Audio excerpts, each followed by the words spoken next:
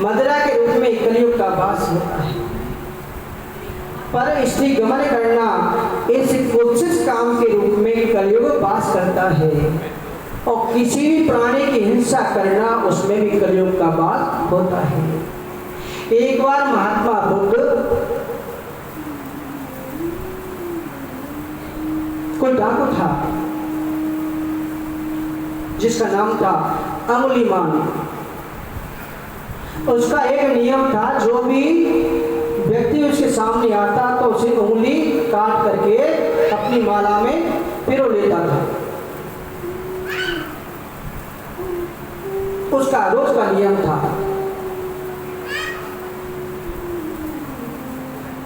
एक बार महात्मा बुद्ध उस रास्ते से निकले तो उनका अंगुलीमान से सामना हो गया।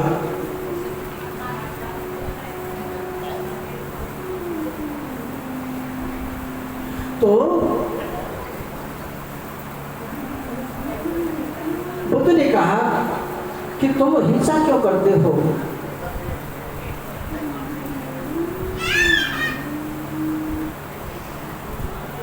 तुम हिंसा क्यों करते हो?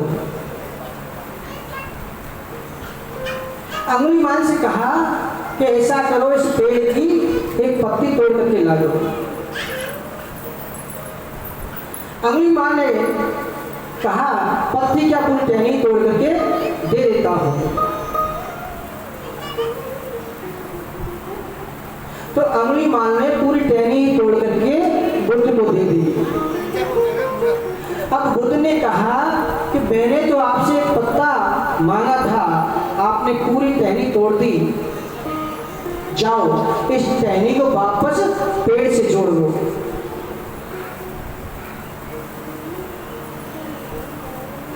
तो अंगुलीमान बोला कि महाराज, जब टूट गई पेड़ से तो उसमें जोड़ कैसे सकता हूं? तो महात्मा बुद्ध ने कहा, जिसको तुम जीवन नहीं दे सकते तो उसका जीवन नष्ट करने का तुम्हें अधिकार किसने दिया? जिसकी तुम प्राण रक्षा नहीं कर सकते उसको प्राण लेने का अधिकार तुम्हें किसने दिया? स्वयं अंगुलीमाल की बुद्धि चकरा गई महाराज। और महात्मा बुद्ध का इतना बड़ा शिष्य बन गया कि आप पूछिए मत। लेकिन कलियुग ने देखा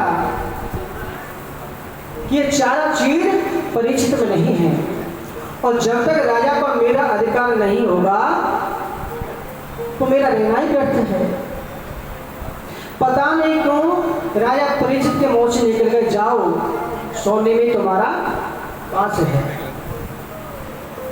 अब जैसे ही उसने कहा कि सोने में तुम्हारा वास है, कलियुग सूक्ष्म रूप लेकर के उससे मुकुट में बैठ गया और बुद्धि में पास हो गया। और कई बार प्रश्न करते हैं कि भगवान ने कहा है धातुना अस्मि कांचनम, यानी धातु में मैं सोना हूं। जब धातु रूप में सोने में भगवान का वास है तो उसमें कलियुग का वास तो होना ही नहीं चाहिए।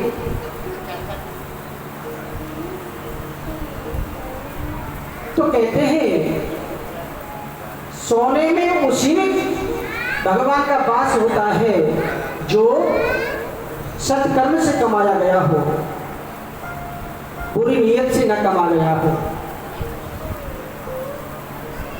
फिर प्रश्न करते हैं, तो क्या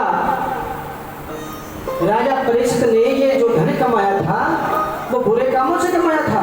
बोले नहीं नहीं, बिल्कुल नहीं।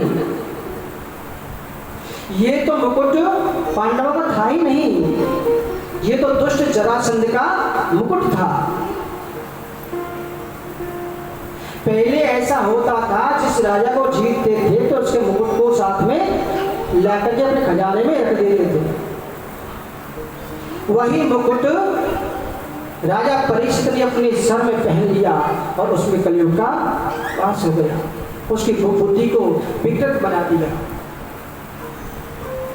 वही पास में एक झोपड़ी थी समय मुनि की, वहां पर गए। समय मुनि तपस्या कर रहे थे। उन्होंने बार बार कहा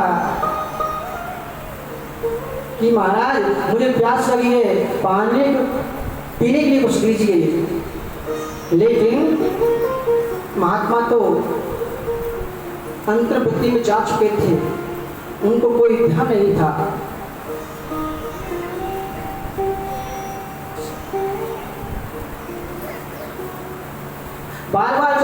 नहीं सुनी तो पता नहीं क्यों राजा परीक्षित ने मरा हुआ सांप जो दो मुही होती है ना, देखिए आपने दो मुही, जिस शावल बोलते दोनों तरफ से चलता है, 6 महीने एक मुख से चलता है, 6 महीने दूसरे मुख से चलता है।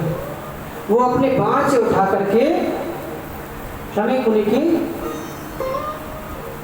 गर्दन में डाल दिया और चले गए। राजा ने सायंकाल में जब घर लौट करके मुकुट को नीचे उतार दिया और बोले, ओह मुझसे कितना बड़ा अपराध हो गया, मैंने संतों का अपराध कर दिया। एक संत के गले में मरा हुआ सांप डाल करके चला आया। राजा के मन में बड़ी गिलानी हुई। इधर समीप मुनि ने अपने गले में मरा हुआ सर्प देखा। समाधि टूटते ही तो सोचा कि किसी ऋषि ने विरोध किया होगा, हंसी मजाक की होगी। तो क्या इधर समीप मुनि के पुत्र थे संगी ऋषि। उन्होंने जब देखा पिता के गले में सर्प पड़ा हुआ तो उन्होंने बच्चों से पूछा कि ये किसने डाला है। बोले महाराज परीक्षित आए थे ना, पानी मांगा, महाराज समाधि में थे, दे नहीं पाए तो ये गांठ से उठा करके गले में डाल करके चले गए। बोले होंगे राजा परीक्षित, मैं श्राप देता हूं, आज से 7वें दिन तक्षक द्वारा इसके प्राण हो जाएगा, इसकी मृत्यु हो जाएगी। समीप ऋषि की आंखें खुली।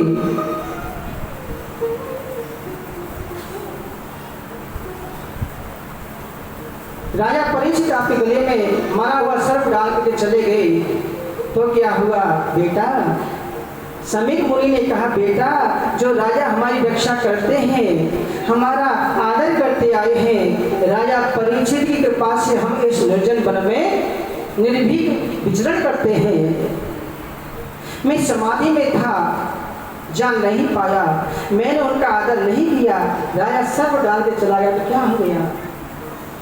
श्रृंगी ऋषि बोले, पिताजी मैंने उन्हें ऐसा दंड दिया है कि आज के बाद परीक्षित जीवन में दोबारा ऐसा काम नहीं कर सकता। समीप बोले, क्या किया तुमने? बोले, पिताजी आज के 7वें दिन परीक्षित को तक्षक सर्प डस लेगा और उसकी अकाल मृत्यु हो जाएगी। इतना सुनते ही ऋषि के नेत्र सजल हो गए। बोले, अरे बेटे ये तुमने क्या किया? इतने बड़े धर्मात्मा राजा को तुमने अकाल मृत्यु का शाप दे दिया। तीक्षया कारुण्या मैत्रा चाखले जंतु समात्वेन च सर्वात्मा भगवान संप्रसीदति। बेटा हम लोग संत हैं, करुणावान संत को होना चाहिए, प्राणी मात्र के लिए मैत्री और प्रेम की भावना वाला होना चाहिए। ये तुमने क्या किया? लेकिन जो बाण तरकस से निकल गया हो वापस लौट करके नहीं आ सकता। तुरंत अपने गौरव नाम के शिष्य को बुलाया और कहा कि आप परीक्षित के पास जाइए और परीक्षित से कहिए कि आज से 7वें दिन तक्षक सर्प द्वारा उसकी मृत्यु हो जाएगी, अपनी मुक्ति का उपाय खोज लो। गौरव नाम के शिष्य ने राजा परीक्षित को सूचना दे दी, लेकिन राजा परीक्षित ने जब सुना कि 7वें दिन मेरे शरीर की मृत्यु हो जाएगी, 7वें दिन मैं मर जाऊंगा,